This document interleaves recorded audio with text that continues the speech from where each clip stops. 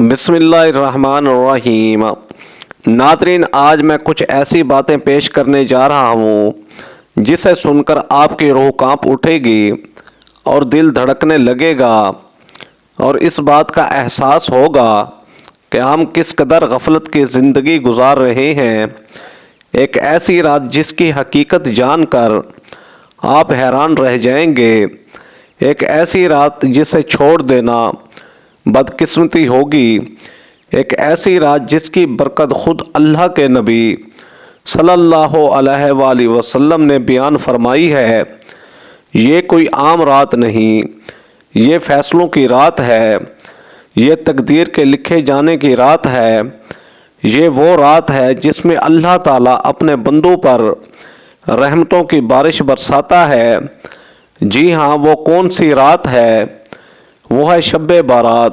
شب کا مطلب ہے رات اور بارات کا مطلب ہے نجات، یعنی یہ وہ مبارک رات ہے جس میں اللہ تعالیٰ گنہگاروں کو جہنم سے نجات عطا فرماتا ہے، توبہ کرنے والوں کو معاف کر دیتا ہے اور بے حساب لوگوں کی قسمت کے فیصلے لکھے جاتے ہیں۔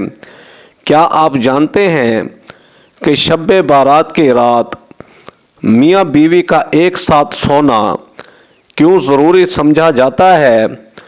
کیا یہ کوئی شرعی حکم ہے یا محض ایک روایت؟ اور اگر اس رات کوئی میاں بیوی ایک ساتھ نہ سوئے تو کیا کوئی نقصان ہو سکتا ہے؟ آج کی اس ویڈیو میں ہم آپ کو شب بارات کے ایک ایسے پہلو کے بارے میں بتانے جا رہے ہیں جس پر شاید آپ نے پہلے کبھی غور نہ کیا ہو۔ کچھ باتیں سننے میں عام لگتی ہیں، لیکن جب ان کی گہرائی میں پہنچا جائے تو ان میں بڑے راز چھپے ہوتے ہیں۔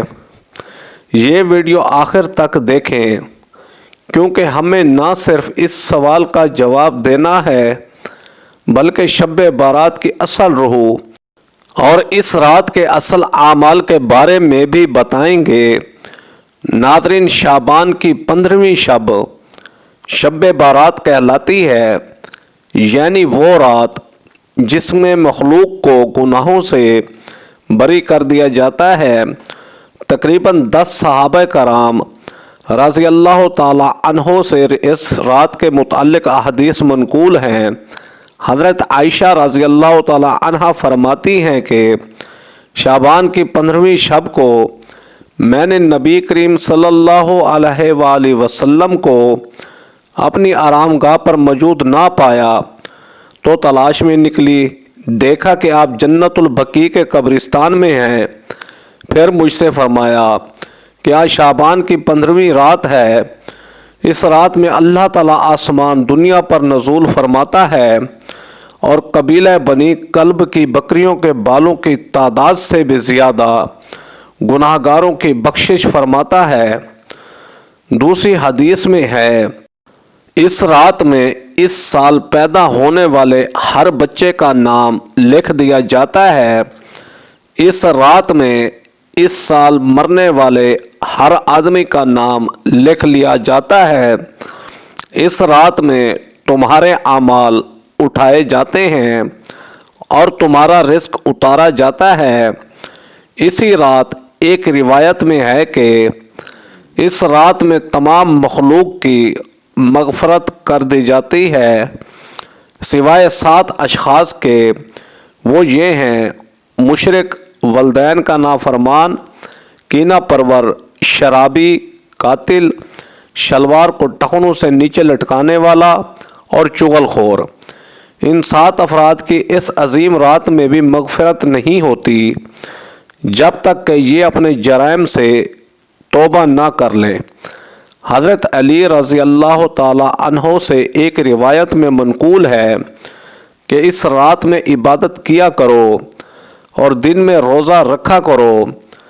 اس رات سورج غروب ہوتے ہی اللہ تعالیٰ اپنے بندوں کی طرف متوجہ ہوتے ہیں اور اعلان ہوتا ہے، کون ہے جو گناہوں کی بخشش کروائے؟ کون ہے جو رزق میں وسعت طلب کرے؟ کون مصیبت زدہ ہے جو مصیبت سے چھٹکارا حاصل کرنا چاہتا ہو؟ ان احادیث کریمہ اور صحابہ کرام رضی اللہ تعالی عنہ اور بزرگان دین رحمت اللہ علیہ کے عمل سے ثابت ہوتا ہے کہ اس رات میں 3 کام کرنے کے ہیں۔ ایک، قبرستان جا کر مردوں کے لیے ایصال ثواب اور مغفرت کی دعا کی جائے، لیکن یاد رہے کہ نبی کریم صلی اللہ علیہ وآلہ وسلم سے ساری حیات مبارکہ میں صرف ایک مرتبہ شب برات میں جنت البقیع جانا ثابت ہے۔ اس لیے اگر کوئی شخص زندگی میں ایک مرتبہ بھی اتباع سنت کی نیت سے چلا جائے تو اجر و ثواب کا باعث ہے، لیکن پھول پتیاں، چادر چڑھاوے اور چراغاں کا اہتمام کرنا اور ہر سال جانے کو لازم سمجھنا، اس کو شب برات کے ارکان میں داخل کرنا، یہ ٹھیک نہیں ہے۔ جو چیز نبی کریم صلی اللہ علیہ وآلہ وسلم سے جس درجے میں ثابت ہے اس کو اسی درجہ میں رکھنا چاہیے۔ اس کا نام اتباع اور دین ہے۔ نمبر 2، اس رات میں نوافل، تلاوت، ذکر و اذکار کا اہتمام کرنا۔ اس بارے میں یہ واضح رہے کہ نفل ایک ایسی عبادت ہے جس میں تنہائی مطلوب ہے، یہ خلوت کی عبادت ہے، اس کے ذریعہ انسان اللہ کا قرب حاصل کرتا ہے، لہٰذا نوافل وغیرہ تنہائی میں اپنے گھر میں ادا کر کے اس موقع کو غنیمت جانیں۔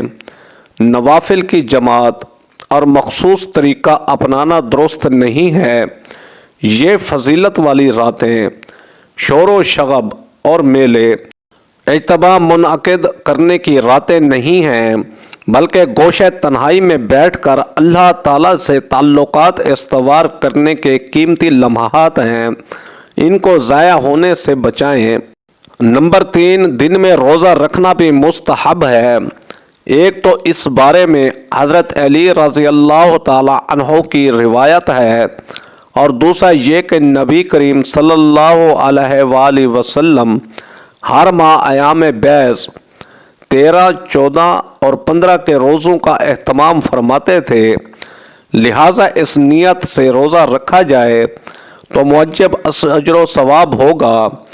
باقی اس رات میں پٹاخے بجانا، آتش بازی کرنا اور حلوے کی رسم کا اہتمام کرنا، یہ سب خرافات اور اسراف میں شامل ہیں۔ شیطان ان فضولیات میں انسان کو مشغول کر کے اللہ کی مغفرت اور عبادت سے محروم کر دینا چاہتا ہے، اور یہی شیطان کا اصل مقصد ہے۔ بہرحال اس رات کی فضیلت بے اصل نہیں ہے، اور سلف صالحین نے اس رات کی فضیلت سے فائدہ اٹھایا ہے، لیکن جہاں تک میاں بیوی کے ایک ساتھ سونے کا تعلق ہے، اس بارے میں کوئی مستند حدیث یا فقہی حکم موجود نہیں جو اس عمل کو خاص طور پر لازمی قرار دیتا ہو۔ تاہم اس موضوع کو مختلف زاویوں سے دیکھا جا سکتا ہے، جن میں شرعی، روحانی اور ازدواجی تعلقات شامل ہیں۔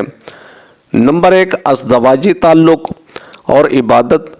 اسلام میں ازدواجی تعلق کو عبادت کے درجے میں رکھا گیا ہے۔ ایک دوسرے کے ساتھ حسن سلوک اور محبت کا برتاؤ کرنا بھی عبادت ہے۔ اگر کوئی شب برات کو عبادت کے ساتھ ساتھ اپنے شریک حیات کے حقوق ادا کرنے میں بھی گزارے تو وہ دوہرے اجر کا مستحق ہو سکتا ہے۔ نمبر 2، شیطانی وسوسوں سے بچاؤ۔ میاں بیوی کا رشتہ مضبوط ہو تو شیطان درمیان میں دخل نہیں دے سکتا۔ ایک ساتھ سونا میاں بیوی کے درمیان محبت کو بڑھاتا ہے اور دلوں میں الفت پیدا کرتا ہے۔ اگر کوئی اس رات محض عبادت میں مشغول ہو کر شریک حیات کو نظر انداز کر دے تو اس سے ازدواجی زندگی میں دوریاں پیدا ہو سکتی ہیں۔ نمبر 3، مغفرت اور درگزر۔ شب بارات مغفرت کی رات ہے، اس لیے اگر میاں بیوی کے درمیان کوئی رنجش ہو تو یہ بہترین موقع ہے کہ وہ ایک دوسرے کو معاف کر دیں۔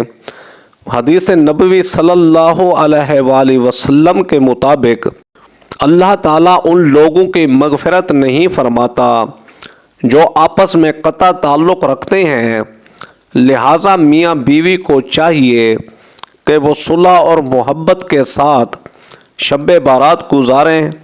نمبر 4، ازدواجی تعلق اور نسل انسانی کی بقا۔ ازدواجی تعلق انسان کی فطری ضرورت ہے اور اس کا درست طریقہ نکاح کے ذریعے تعلق قائم کرنا ہے۔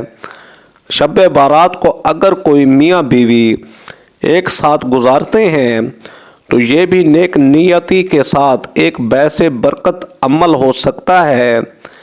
کیا شب بارات میں میاں بیوی کا ہم بستری کرنا ضروری ہے؟